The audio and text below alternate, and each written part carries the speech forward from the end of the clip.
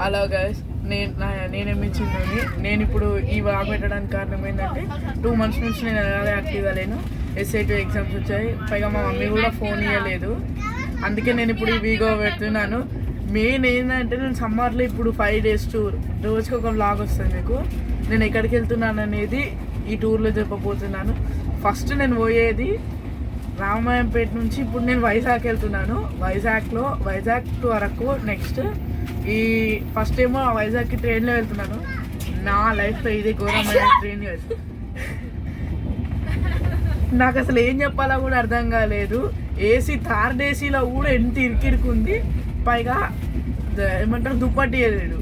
కిందకెళ్ళి చల్లగా వస్తుంది, మీదకెళ్ళేమో బొరపు వస్తుంది. ఏం చేయాలో అర్థం కాలేదు. ఏమేమో చేసి నైట్ అంతా మేనేజ్ చేసి, పైగా మార్నింగ్ టిఫిన్ చేసేటప్పుడు కూడా టిఫిన్ కరెక్ట్గా దొరకలే. ఇడ్లీ వడ అని చెప్పిండు. ఇడ్లీ ఏమో రాళ్ళ లెక్క ఏమంటారు వడనేమో అది ఎంత చట్నీ మోషన్ వస్తుంది దాని లోపలికి వదలేదు. నాకేమేమో అయిపోయింది. అందుకే ఏదో ఒకటి తిన్నామని ఇది ఒకటి తీసుకున్నా, ఇదేమేమో ఇచ్చిండు, ఇది ఒక్కటి తీసుకున్నా. ఇక ఈ ట్రిప్ అయ్యేసరికి నేను ఆకలితో బతికే ఉంటే అప్పుడు మిమ్మల్ని కలుస్తాను గైస్.